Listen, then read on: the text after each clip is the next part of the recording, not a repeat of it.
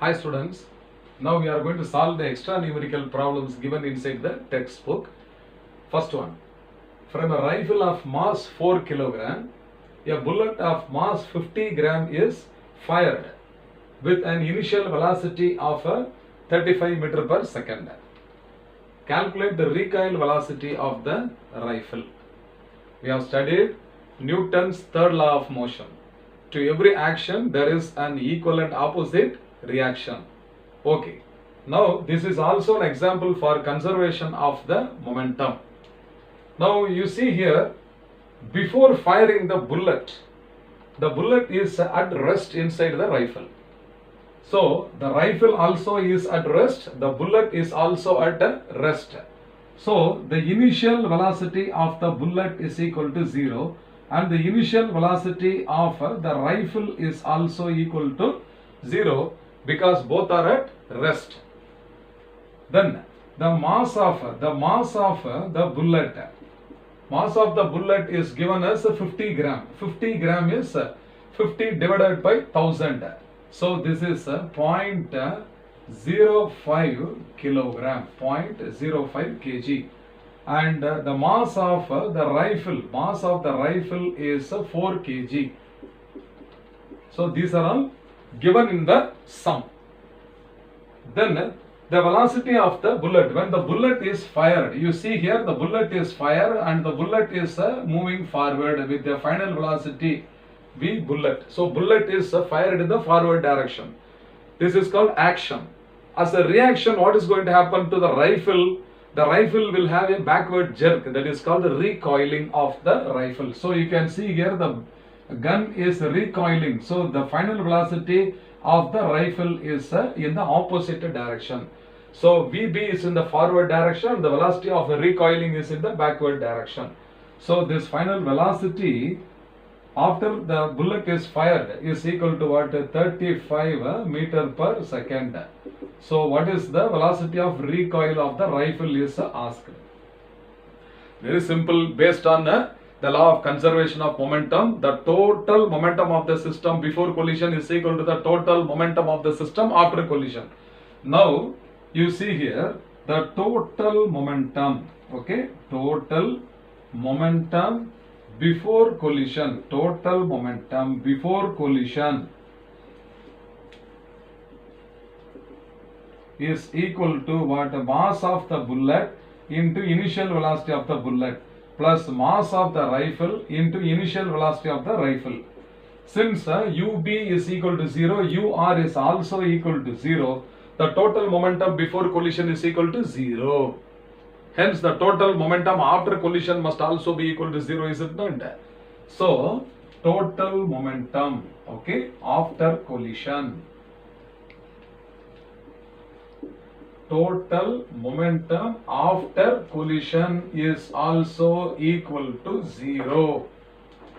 Now after collision the total momentum is mass of the bullet into final velocity of the bullet, okay, plus mass of the rifle into recoil velocity of the rifle. This must be equal to 0. So this mass of the rifle into recoil velocity of the rifle must be equal to minus of mass of bullet into final velocity of the bullet. So this recoil velocity is equal to minus of mb into vb divided by mr. So what is the mass of the bullet? The mass of the bullet is how much? You see 0.05. So this is 0.05 into mass of the bullet I have substituted. What is the velocity of the bullet? Final velocity of the bullet is 35. So this is 35 meter per second, the whole divided by the mass of the rifle. Mass of the rifle is 4 kg. So this is equal to 4. So this one is equal to 35 into 0.05 divided by 4. So I am going to use the calculator for this. So 35. So this is a 35 multiplied by 0.05. So this is now equal to 17.5. Okay. So this is a 1.75 is coming. 1.75. divided by 4. So I will check once again. So 0.05 multiplied by 35 and it is a whole divided by 4. So whole divided by 4.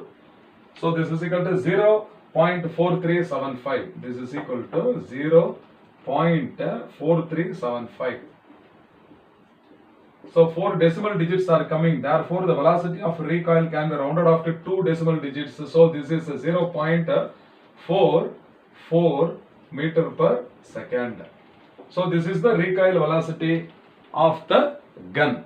But it is having a negative sign, is it not? Here there is a negative sign. This negative sign can be ignored because it is it means that the direction of the velocity is in the opposite to that of the bullet. Otherwise, the magnitude of the velocity is only what 0.44 meter per second only. This minus sign indicates the direction of the velocity opposite to that of the bullet.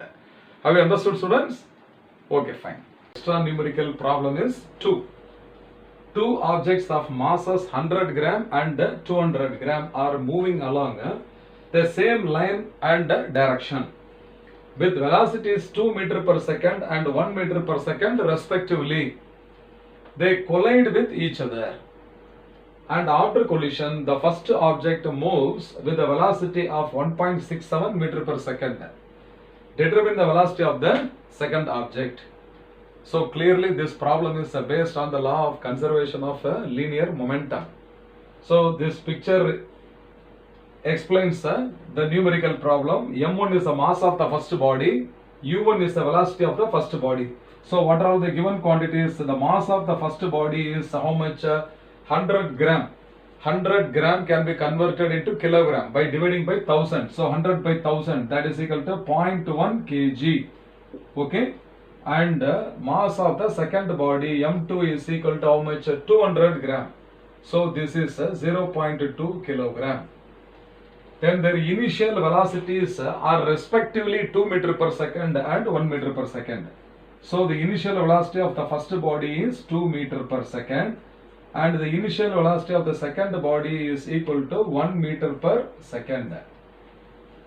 Then after collision, they both travel in the same direction with velocities, final velocities V1 and V2.